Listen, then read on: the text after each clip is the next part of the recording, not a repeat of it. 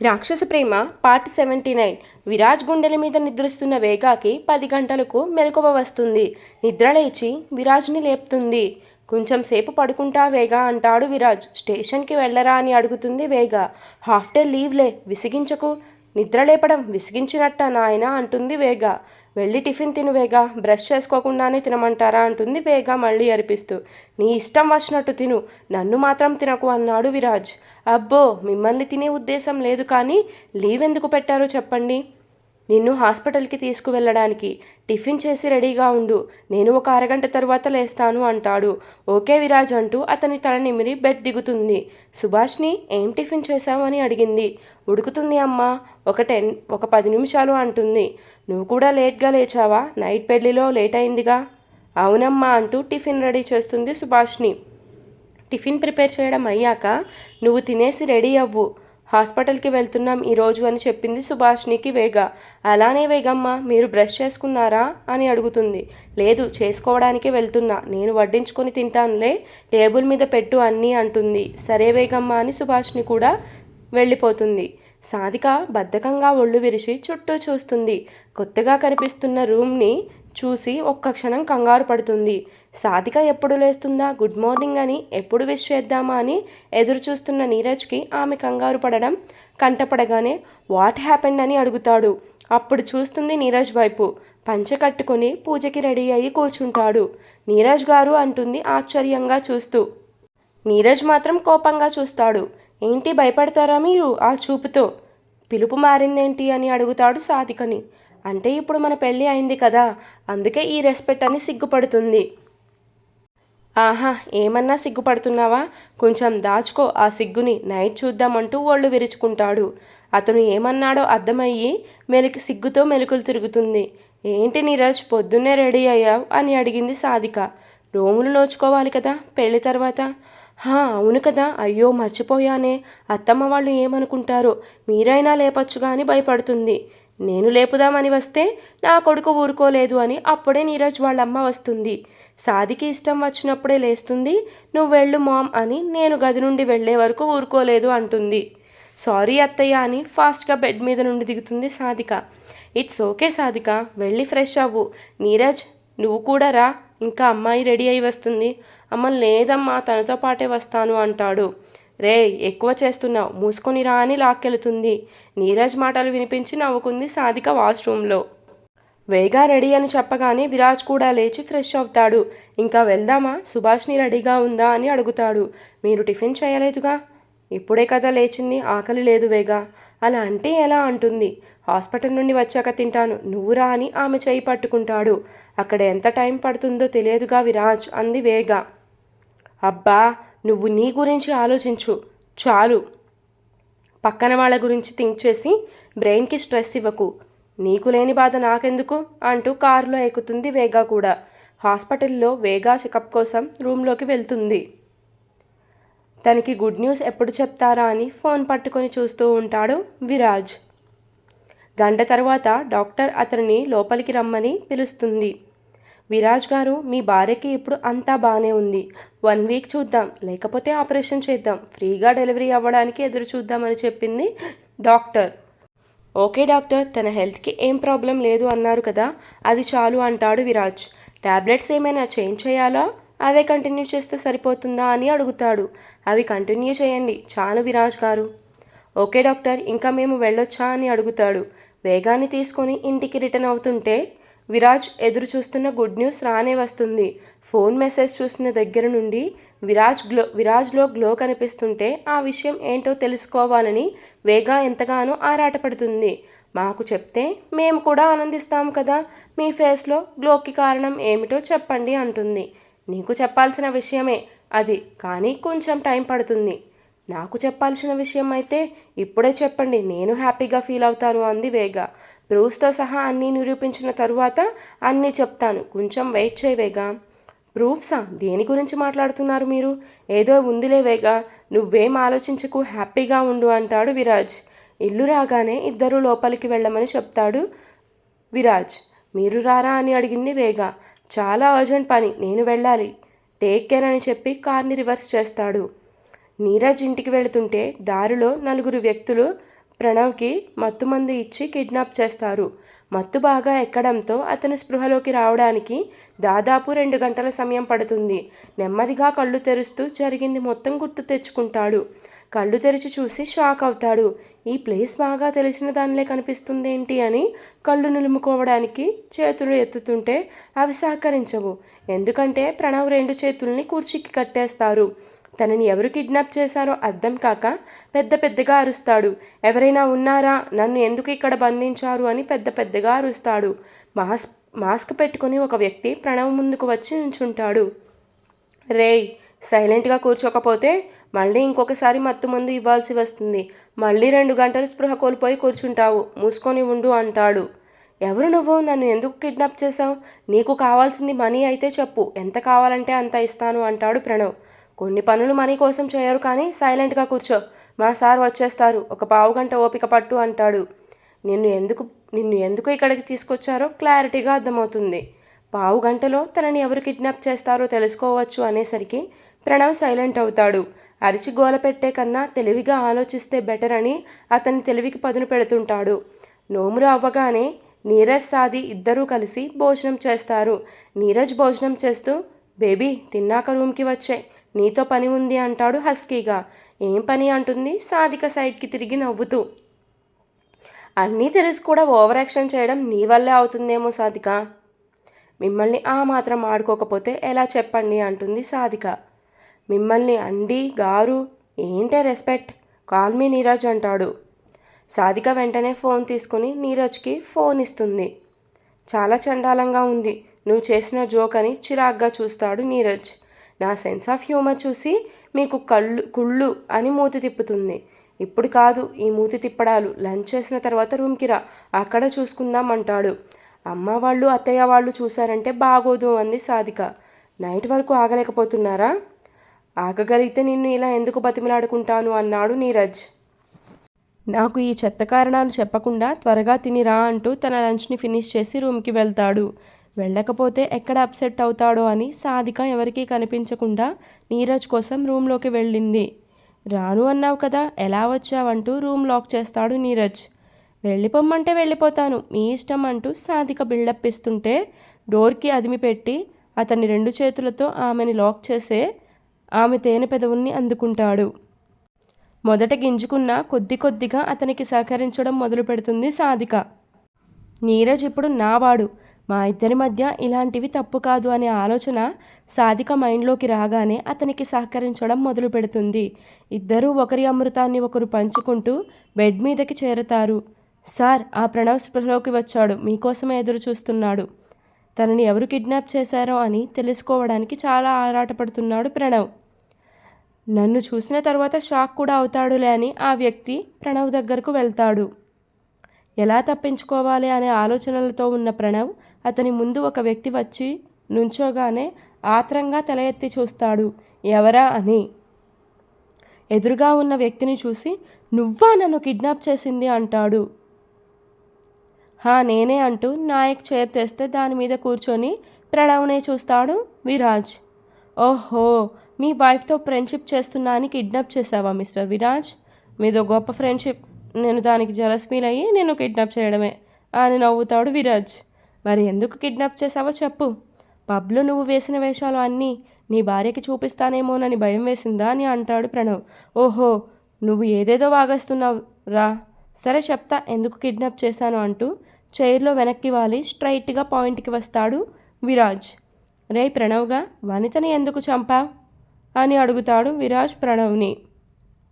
నేను మిస్టేక్గా అన్నాను, సారీ ప్రణవ్. వనితని ఎలా చంపావు అంటాడు విరాజ్. ఏం మాట్లాడుతున్నావు విరాజ్, నువ్వు పిచ్చెక్కిందా? వనితని నేను చంపడం ఏంటి? నేను తనని నాకన్నా ఎక్కువ ప్రేమించాను. అబ్బో, ఇక చాలే నీ సొల్లు మాటలు. నా పిచ్చి వేగాకి చెప్పు నీ పుల్కా మాటలు, అది వింటుంది. నాకు కాదు, వనితని ఎందుకు చంపావో చెప్తే మంచిది. నువ్వెంత త్వరగా చెప్తే అంత త్వరగా నిన్ను వదిలేస్తా అంటాడు. విరాజ్, నాకేం తెలియదు, నువ్వు కావాలనే నన్ను ఈ కేసులో ఇరికిస్తున్నావు అంటాడు. అబ్బో, నీ మీద నాకు పీకల దాకా పగ ఉందిగా, నిన్ను ఇరికించడానికి. సోది ఆపి పాయింట్కి వస్తే నీకే మంచిది అంటాడు. నాకు టైం కూడా ఎంతో లేదు అంటూ వాచ్ చూసుకుంటాడు విరాజ్. నీకు టైం ఉన్నా లేకపోయినా నేను చెప్పేది ఒకటే, నేను నా వనితని నా ప్రాణం కన్నా ఎక్కువ ప్రేమించాను అని గట్టిగా అరుస్తాడు. అరవకు అని అంతకు అంత వాయిస్లో బేస్ పెంచుతాడు విరాజ్. అరవకు, అరవకుండా చెప్పు, అరిస్తే నువ్వు కప్పిపుచ్చుకోవాలి అనుకున్న నిజం ఏం దాగదు, కానీ చెప్పమ్మా, టైం లేదు అంటాడు విరాజ్. నువ్వెన్నిసార్లు అడిగినా నేను చెప్పేది ఒకటే, వనిత నా ప్రాణం, తనని నేను చంపలేదు, నువ్వే తనని బలవంతం చేస్తే సూసైడ్ చేసుకుంది అంటాడు ప్రణవ్. అలా అని నీకు చెప్పింది అబ్బే అంటాడు కోపంగా విరాజ్. లెటర్లో రాసి చనిపోయింది కానీ నీ పేరు రాయలేదు. నేను ఎంక్వైరీ చేస్తే తెలిసింది తను నీ స్టేషన్కే వచ్చిందని. నువ్వెలా అయితే వనిత గురించి ఎంక్వైరీ చేశావో అలానే నేను కూడా చేశానురా ప్రణవ్గా. వనిత ఆ లెటర్ రాయలేదు అని మాకు తెలుసు, ఎవరు రాపించారో ఎవరితో రాయించారో కూడా తెలుసు అని నవ్వుతాడు విరాజ్. లెటర్ గురించి విరాజ్కి ఎలా తెలిసిందా అని ఆలోచిస్తాడు ప్రణవ్. రేయ్, నువ్వేది తింకకుండా మ్యాటర్ చెప్తే వదిలేస్తా. నేను ఏమన్నా కేజీ పిల్లోడని అనుకున్నావా? బంధించి నువ్వు ఒప్పుకోమన్నవి అన్నీ ఒప్పుకోవడానికి అని నవ్వుతాడు ప్రణవ్. నాకు తెలియదా నీ గురించి? అయ్యా బాబు అంటే సమాధానం ఎవరూ చెప్పరు, పోలీస్ టెక్నిక్స్ ఉపయోగించాల్సిందే అని కర్ర చేతిలో పట్టుకుంటాడు విరాజ్. నాయక్ అని పిలవగానే ఆయిల్ తెచ్చి లాఠీకి పూస్తాడు. ఈ లాఠీతో కొడితే ఏమవుతుందో తెలుసా? రెండో దెబ్బకే నీ నోటిలో నుండి నిజం బయటకు వస్తుంది. సాధిక లిప్స్ని పూర్తిగా ఆక్రమించి ఆమె మీద బెండ్ అవుతుంటే చేతిని అడ్డుపెట్టి ఏం చేస్తున్నారు మీరు అంటుంది నీరజ్ని. నీకు తెలుసుగా అని కన్ను కొడతాడు. దానికి నైట్ ముహూర్తాలు పెట్టారు కానీ ఇప్పటికి వదులు నన్ను. ఇన్ని రోజులు దూరంగానే ఉన్నాను కదా, పెళ్ళి అయ్యాక కూడా నీకు దూరంగా ఉండడం నా వల్ల కాదు సాధిక. ఇప్పటికి దూరంగా ఉండమంటున్నాను అంతే. నైట్ మీ ఇష్టం, ప్లీజ్ లేవండి, ఎవరైనా చూస్తే బాగోదు అంది సాధిక. అందుకే కదా గదికి తలుపు వేసింది, ఎవరూ చూడడం లేదు మనల్ని. నీ మాట మీదే కానీ నా మాట వినాలని లేదు కదా మీకు అంది సాధిక. నువ్వే నా మాట వినడం లేదని అలుగుతాడు నీరజ్. మనిద్దరం ఇప్పుడు భార్యాభర్తలం, ఇంకా ఇలాంటి అలకలు గొడవలు జరిగితే మన ఫ్యూచర్లో ఏమైనా జరగచ్చు నీరజ్. ఇక నుండి మనం సిల్లి వాటికి గొడవ పడకూడదు అంటుంది సాధిక. అలానే సాధిక నీరజ్ అంటాడు నీరజ్.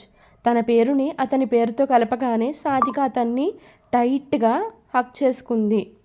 ఇది మరీ బాగుంది, నువ్వే ఏం చేయొద్దు అంటావు, మళ్ళీ ఇలా టెంప్ట్ చేసేస్తావు. నేనేం టెంప్ట్ చేయడం లేదు, మీ మీద ఉన్న ప్రేమని తెలియజేస్తున్నాను అంతే అంది సాధిక. నీ ప్రేమని నువ్వు హక్స్ ద్వారా ఎలా తెలపాలి అనుకుంటావో నేను నా ప్రేమని చేతల ద్వారా తెలియజేద్దాం అనుకుంటున్నాను అంటూ నెమ్మదిగా నీరజ్ తన చేతిని సాధిక నడుము దగ్గరకు తీసుకెళ్తాడు. తప్పు చేస్తున్నావు నీరజ్, ఇప్పుడు కాదు, నైట్ అని చెప్పాను కదా అని లో వాయిస్తో చెప్తుంది సాధిక. తప్పు లేదు ఒప్పు లేదు, నువ్వు నా భార్యవి అంతే అంటూ నడుముని ప్రెస్ చేస్తాడు నీరజ్. ఇష్ అని అరుస్తుంది సాధిక. నువ్విలా అరుస్తుంటే నాకు ఆగాలని లేదు అంటాడు రొమాంటిక్గా నీరజ్. అయితే ఆగకండి అంటూ అతని షర్ట్ పట్టుకొని లాగుతుంది. ఇప్పటికి గ్రీన్ సిగ్నల్ ఇచ్చింది తింగరిది అనుకొని మూవ్ అవుతుంటే నీరజ్ తలుపుతి, సాధిక కనిపించడం లేదు అని అరుస్తుంది వాళ్ళమ్మ. అబ్బా, ఒప్పుకోక తమరు ఒప్పుకున్నారు అని ఆనందించేలోపు మా అమ్మ వచ్చి డిస్టర్బ్ చేసింది షిట్ అని ఇరిటేట్ అవుతూ డోర్ తెరిచి తను ఎక్కడికి వెళ్ళలేదు, నా రూమ్లోనే ఉంది అంటూ నీరసంగా చెప్తాడు నీరజ్. ఏంటి బంగారం నీరసంగా ఉన్నావు, ఇప్పుడేగా భోజనం చేసింది అంటుంది వాళ్ళమ్మ. మీ ఇద్దరి మధ్య ఏమైనా అని కంగారు పడుతుంది నీరజ్ మామ్. అమ్మో, నీ కోడలు ఒప్పుకోలేదు, నువ్వెక్కువ ఊహించుకోకు అంటూ వెళ్ళిపోతాడు డల్గా నీరజ్. సాధిక చాలా యాక్వర్డ్గా ఫీల్ అవుతుంది. వాళ్ళ అత్తయ్య గారి ముందుకు వెళ్ళాలంటే. అమ్మ సాధిక ఇలా రా అని ఆమెను బయటకు పిలుస్తుంది. చీర సరి చేసుకొని అత్తయ్య అంటూ ఆమె ముందుకు వెళ్ళి తలదించుకుంటుంది సాధిక. నా కొడుకు నీ కోసం చాలా ఆరాటపడుతున్నాడు, నువ్వే నైట్ వరకు వాడిని ఆపుతల్లి అని నవ్వింది. ఆవిడ నవ్వేసరికి సాధిక కంగారు కూడా మాయమవుతుంది. వేగా ఒక్కతే కూర్చొని విరాజ్ మాటలు గుర్తు చేసుకుంటుంది. ఆయన నాతో ఏం చెప్పాలి అనుకుంటున్నారు, ప్రూఫ్స్ ఏంటి అని ఆలోచిస్తుంది. విరాజ్ మాటల్లోని భావాలు తెలుసుకోవడానికి చాలా ట్రై చేస్తుంది. ఎంత ఆలోచించినా తన వల్ల అవ్వక అలా తలని వెనక్కి వాల్చుతుంది. ఆలోచనలు ఎక్కువ దూరం సాగడంతో తలనొప్పి మొదలవుతుంది. ఇంకా తట్టుకోలేక సుభాష్నిని టీ పెట్టుకురమ్మని తీసుకురమ్మంటుంది. ఏంటి వేగమ్మ ఈ టైంలో టీ? తలనొప్పిగా ఉంది అందుకే అంటుంది సుభాష్నితో. అవునా, నేను బాంబు రాసి మసాజ్ చేస్తా, నొప్పి తగ్గకపోతే అప్పుడు టీ ఇస్తా. సరే అంటూ కళ్ళు మూసుకొని కూర్చుంది వేగ. సుభాష్ని చేతులు ఆమె నుదుటిన నాట్యం చేసేసరికి తలనొప్పి మొత్తం ఎగిరిపోతుంది. అలా నెమ్మదిగా నిద్రలోకి జారుకుంటుంది. బిడ్డని కనే సమయం దగ్గర పడిందిగా, ఆ మాత్రం భయం ఉంటుందిలే అనుకుంది సుభాషిణి. ఏదో తెలిసిన వాడివి కదా అని ఎంతో ముద్దుగా నిన్ను బతిమిలాడుతుంటే ఓవర్ చేస్తావా, ఇప్పుడు చెప్పకుండా ఎలా ఉంటావో నేను చూస్తా అంటూ కాళ్ళ మీద గట్టిగా కొడతాడు ప్రణవ్ని విరాజ్. అమ్మ అని అరుస్తూ నొప్పికి విలవిల్లాడతాడు ప్రణవ్. ఒక్క దెబ్బకే గావు కేకలు వేశావంటే ఈ లాఠీ విరిగేదాకా కొడితే వీడి పరిస్థితి ఏమవుతుంది అంటావు నాయక్? ఏముంది, రేపు సమాధి కట్టడమే సార్ అంటాడు. ఏరా నొప్పిగా ఉందా అంటూ కొట్టిన చోట చేత్తో ప్రెస్ చేస్తాడు విరాజ్. అమ్మా నొప్పి అని మళ్ళీ అరుస్తాడు ప్రణవ్. నాకెందుకో నిన్ను కొట్టాలి అనిపించడం లేదురా. నువ్వు నీ మాటలతో వనితని ఎందుకు చంపావో చెప్పు, వదిలేస్తా అని అడుగుతాడు. అవసరమా మన ఇద్దరి మధ్య ఈ అనవసరపు డిస్కషన్? నీ పోలీస్ బ్రెయిన్ ఇంకెక్కడైనా చూపించుకో విరాజ్. నా దగ్గర కాదు. నేను చేయని తప్పుని ఒప్పుకోమంటే ఎలా ఒప్పుకుంటా అంటాడు ప్రణవ్. అబ్బా, తప్పు చేసి కూడా ఇంత కాన్ఫిడెంట్గా సమాధానం చెప్తున్నావు అంటే నీ ధైర్యానికి హ్యాట్స్ ఆఫ్ రా అబ్బాయా అంటాడు విరాజ్. ప్రణవ్ ఒక గర్వపు నవ్వు విసురుతాడు విరాజ్ మీదకు. ఇంతలో విరాజ్కి ఫోన్ వస్తే ఇప్పుడే వస్తా అంటూ బయటకు వెళతాడు. ఆ వెనకనే నాయక్ కూడా వెళ్తాడు విరాజ్ దగ్గరకు. ఫోన్ మాట్లాడడం అవ్వగానే సార్ అని పిలుస్తాడు. చెప్పు నాయక్ అంటాడు విరాజ్. సార్ వాడి దగ్గర ఎందుకు తగ్గుతున్నారు? 4 దెబ్బలు కొట్టి కారం చల్లితే వాడే చెప్తాడు నిజం.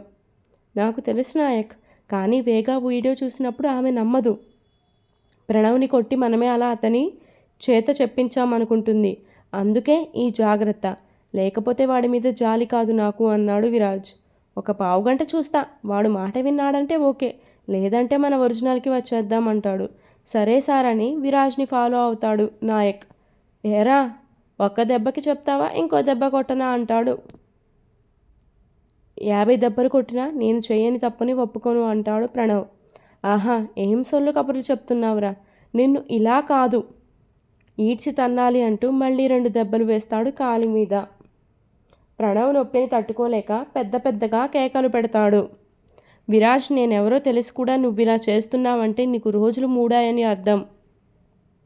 మా మావయ్యకి నేను కనిపించడం లేదు అని తెలిస్తే గంటలో నన్ను వెతికి తెప్పిస్తాడు. అప్పుడు నీ పరిస్థితి ఏంటో అని నా భయం వేస్తుంది అంటాడు ప్రణవ్. అబ్బో, నా గురించి పడిన బాధ చాలే, సోది ఆపి పాయింట్కి రా. వనితని ఎందుకు చంపి సూసైడ్లా క్రియేట్ చేశావు? ప్రణవ్ మళ్ళీ సైలెంట్ అవుతాడు విరాజ్ మాటలు విన్ని. రే, నేనేం నీతో సరదా చేయడం లేదు, నా దగ్గర ప్రూఫ్స్ అన్నీ ఉన్నాయి అంటూ విరాజ్ అతని గురించి తెలుసుకున్నవి ఒక్కోటి చెప్పడం స్టార్ట్ చేస్తాడు. ఈరోజు ఎపిసోడ్ ఇంతటితో కంప్లీట్ అయిపోయిందండి. ప్రణవ్ నిజం ఒప్పుకుంటాడా? అంతా నార్మల్ అవుతుందా? For more updates do follow me. Story continuous. నిజంగానే ప్రణవ్ చంపాడా, లేకపోతే విరాజ్ అపోహపడుతున్నాడా? విరాజ్కి దొరికిన ప్రూఫ్స్ ఏమై ఉంటాయని మీరు అనుకుంటున్నారు? చెప్పాను కదా ట్విస్ట్ అదిరిపోతుందని. ఈ ఎపిసోడ్ నెక్స్ట్ ఎపిసోడ్ ఆ తర్వాత ఎపిసోడ్ తెలియదు, కానీ ఇంకా అదిరిపోతుంది ట్విస్ట్. ఇదే ట్విస్ట్ అనుకుంటున్నారేమో, ఇంతకు మించిన ట్విస్ట్ మీకు ఇక్కడ నుంచి ఇంకా వస్తూనే ఉంటాయి అన్నమాట. నేను సెకండ్ ఛానల్ స్టోరీ లింక్ కింద కమ్యూనిటీలో పోస్ట్ చేస్తున్నాను అండ్ ఇక్కడ కామెంట్ సెక్షన్లో కూడా పోస్ట్ చేసి పిన్ చేస్తానండి.